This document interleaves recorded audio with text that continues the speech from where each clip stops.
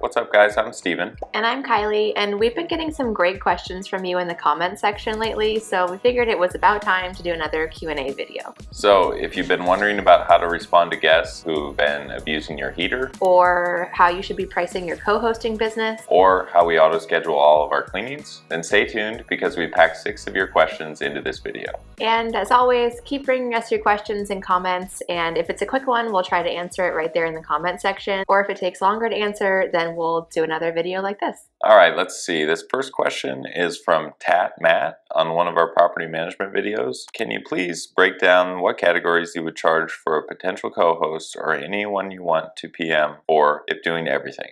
So far, I was thinking of the following: designing the space, ordering furniture, setting up furniture, listing property, and marketing. So first, let's talk about co-hosting and property management. A lot of the time, these terms are used interchangeably, but when I think of co-hosting, I think of hosting in tandem with the owner. So the owner is more involved with the operations of the business. Whereas traditionally with property management, and we consider our business to be a property management business, the owner is usually more hands-off. Another key difference, at least from what we've seen, and we know there's different ways to structure a co-hosting business, but one of the things we've noticed is that an owner in most situations would still own the property listing on Airbnb or other booking platforms, and they'd add the co-host. Whereas with our property management company, we own the listing, we manage it and set it up from scratch. And it's not transferable if the contract with the client ends. True. We're typically seeing co-hosts charging somewhere between 15 and 25% of gross bookings. And property management, the range is usually somewhere between 15 and 35% for full service management. And that's again calculated usually on the gross booking amount. But a lot of times when someone's charging 15% or sometimes even less, there's usually some hidden add-on fees that you aren't seeing right up front. Something like stocking supplies every month or routine maintenance charges. When we started out, and really until early this year, we were charging 20% of gross bookings, and with that, we included all the consumable items in the house. So the toilet paper, paper towels, dish soap, laundry detergent, anything that the guest would consume while they were staying in the property, we included that at no extra charge or as included in our management fee. This year though, with new short-term rental clients, we began charging 25% of gross bookings, and then for midterm rentals, we charge 20%. This is partly because of inflation, and the cost of us providing those consumables has gone up at least 2%. There are a couple of items that have gone up even more than that. And it's also partly because demand for our management services has been high, and we're trying to sort of protect the value of our time. But going back to this question, we lump a lot of those categories that you've listed out together into two main categories. Setup, which can include any or all of those first few items, designing, ordering, and setting up the furnishings, and then management, which includes listing and marketing. As far as charging for setups, we usually tailor this to the specific job. Some of our onboardings require very little effort on our part, so we won't charge very much for those. And then there are some where we are starting completely from scratch with an empty house. And sometimes a house that needs work. Remodel, light fixtures, stuff like that. So we thought it'd be a good idea to give you 2 examples of projects that we've done this year, what the scope of work was for each of those projects, and what we charged for them. The most recent onboarding we did was for a 4-bedroom and 4.5-bath house. This property was purchased furnished and was previously a vacation rental, so it had many items that are needed to run a vacation rental business, but then there was some that the previous owners took with them, or things that we found on our typical inventory list that the house needed. For example, they took all of the linens out of the house and they took a whole room of furniture, the whole game room. So in the bedrooms, they needed mattress and pillow protectors for all of the beds. They needed linens with the spare set, sleeping pillows for all the beds, charging ports, luggage racks, white noise machines. So being a 4-bedroom house, that was a pretty big expense. All of those little things start to add up. And that's also a lot of initial laundry that we had to do to get everything set up in the house. Another expense in this house was refurnishing this game room. It's a big sectional sofa, as well as some like arcade game machines. So hauling that big sectional and putting it into place upstairs, and also the really big game machines, that was another thing that we factored into our price. So we charged $1,500 for this setup, and our scope of work included the following. I'm going to read it because it's kind of long. Make all approved purchases, receive all deliveries, and facilitate transportation to property. Proposal implementation, including furniture assembly and staging. This was a desk that we added and getting the game machine set up and the sectional and things like that. Large item hauling and placement, so the arcade game machines, the sectional, and the desk. A baby crib was also. Oh yeah, crib.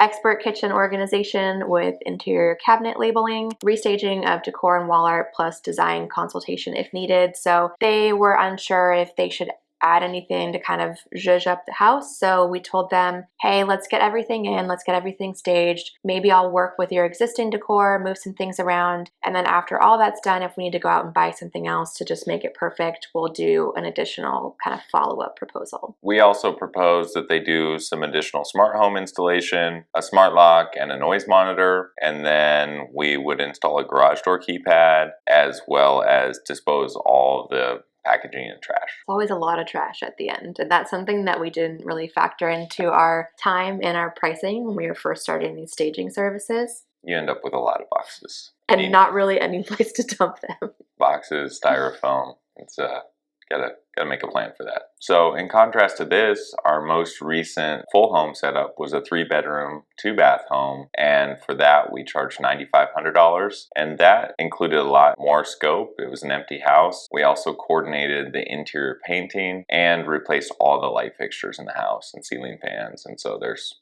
quite a bit of work there too. We also oversaw the flooring install. Yeah, new flooring in the whole house as well. So to summarize, I mean, we don't really have a set price for our setup services. It's tailored to what the house needs. It also is tailored to what's going on in our situation at the time. You know, if we do a whole home setup, it's a lot of time. Depends what we're being pulled away from to do that setup. And so we scale that up or down accordingly just to make sure our time is fairly valued. So hopefully that answers your question. I know there's a lot of it depends, and that's just kind of how we've always done it. Let us know if you have additional questions about setup. It's probably time we do a full video on our setup process. We really owe you a setup video. So we'll put that on the list. Okay, next up is a comment on our last video about the 2022 winter release on Airbnb. And they said, great videos, thank you, but get yourselves some good microphones, please. We have good microphones, I thought.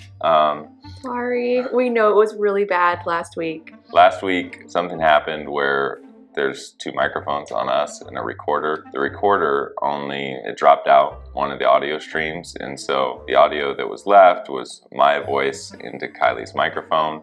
So instead of going into here, it was both of our voices were going into here. So he was super quiet, and we didn't realize it until we were like way down the editing stage and we couldn't go back and re-record it. There just wasn't time. So we tried to fix it, and we know it was terrible. Steven was watching it and he was like, this sounds like Yeah, we don't have a sound man, just the 2 of us. So we know a lot about short-term rentals. We do not know a lot about YouTube and filming and editing, so bear with us. All right, moving on. The next question is from Logotarian Luke, and he asks, what cleaning schedule platform do you folks use? Turnover B&B or Breezeway? Interesting that he called out the 2 that we're on the fence between. Yeah, we're on the fence. So currently we use Breezeway. We're actually pretty happy with it, but we were recently kind of turned on to Turnover B&B and intrigued about some of its additional features. So with Breezeway, no big complaints really. We actually really like it. It auto-schedules everything from Airbnb. It's synced to our Airbnb calendar. That does mean that I have to go in and manually schedule cleanings for direct bookings taken from our website and also from Vrbo. And I also like to go in and add in notes for our inspectors, letting them know how many people will be staying at the house, if there's any kids in the group, and how many nights they'll be there. Yeah, like I mentioned, we're thinking about moving over to Turnover B&B. A few weeks ago, we met Mike, who's a sales director at Turnover B&B at the STR Nation conference, and we got to talking with him about some of the additional features of Turnover B&B. When we first went up to his booth, we still were under the impression that Turnover B&B was just for finding a cleaner because that's all we had ever used it for. And he was quick to point out that a lot of people think that and that they're working on their branding and awareness to these other features that they have. But once he started explaining them to us, we were pretty impressed. Yeah, we've been really busy since the conference though, but the good thing is our property management assistant is starting this week, He's going to help with a lot of admin tasks. Some backlogged projects. But we do need to implement a PMS, and we're looking pretty hard at uplisting. And then we're also going to do a demo, iron out this decision on the cleaning scheduling, and look hard at turnover B&B. Since we are going to be making some pretty big changes to our tech stack, I think we mentioned before we're going to be releasing a video before the end of the year that talks about the existing programs that we're going to keep using into 2023 and the new things that we're adding on as well. All right, moving on to the next question. That's from Katie, and she said, question, I have a family that stays at my Airbnb regularly to visit their daughter who goes to school in the Boston area. They will usually stay 2 weeks to 2 months depending, and I am thankful for them. My only complaint is that they keep the heat on constant 80 degrees. I've installed a smart thermostat that will reset it back to 70. However, they put it back to 80. I've been in the unit to visit them because they've become like family and it's so hot like a sauna. I bet. Not sure if/how to address this. Any advice? Yeah, that's a bit of a tough situation. It's good that you took the first step and installed a smart thermostat. At least you can monitor, know what's going on. I think you probably need to start with a polite and honest conversation to explain what your house rules are. If it's 70 degrees, that's your max.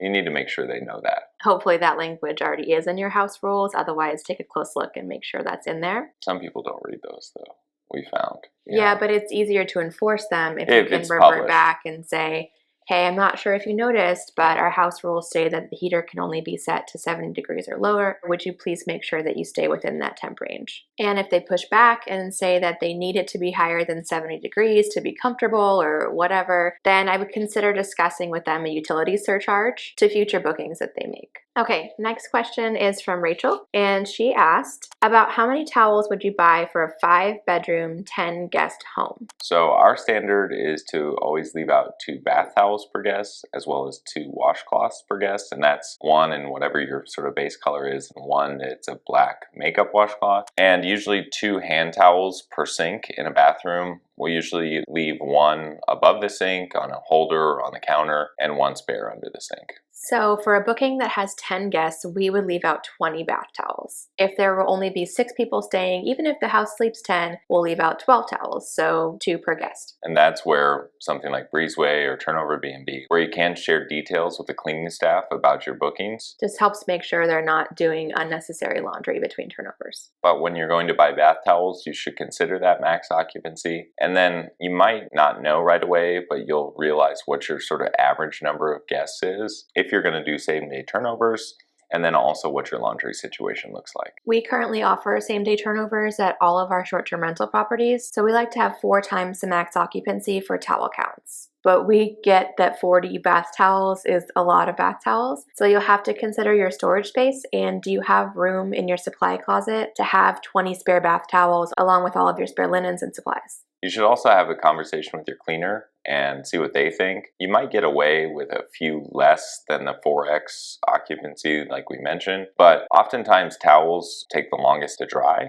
We use quick drying things when it comes to sheets and blankets. Towels take a long time. And there's no way around it. Yeah, you can't avoid it. And so most of the time that means that towels get taken off site. And if they get taken off site, you're gonna need all those spares. Hope that answers your question. All right, next. PX Wang says, how would you respond to, hello, do you offer a discount for military families? I think such a question is just the same as maybe a different formulation of asking for a discount.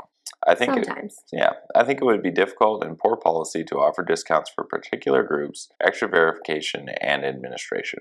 I get it.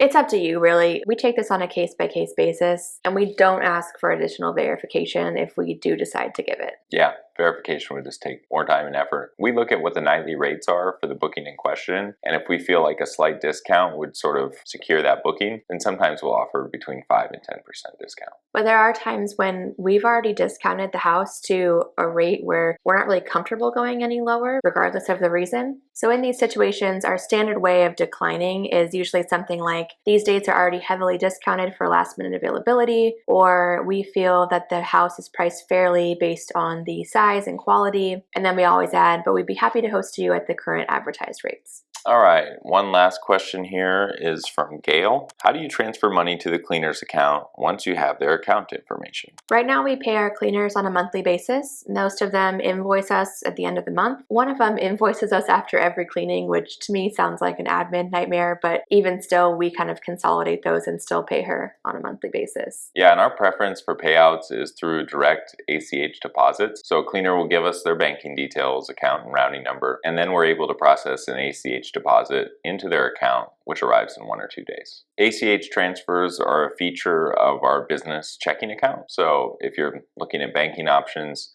could be something to look at, see if it's included with your account. In the past, we've used Venmo or Zelle at the cleaner's request to process payments, but we found ourselves running into transfer limits, daily transfer limits, and it's also easier to reconcile our accounts using direct transfers. We've mentioned Turnover BNB earlier in the video, and one of the features that intrigues us there is they can process payouts to cleaners the minute that the cleaner completes their cleaning task, which is probably something cleaners would appreciate. All right, those are all the questions we have time for today. Keep the comments and questions coming, and don't forget to like and subscribe and sign up for notifications so you make sure you see the next Q&A video when your question gets answered. Thanks for watching, and we'll see you in the next video.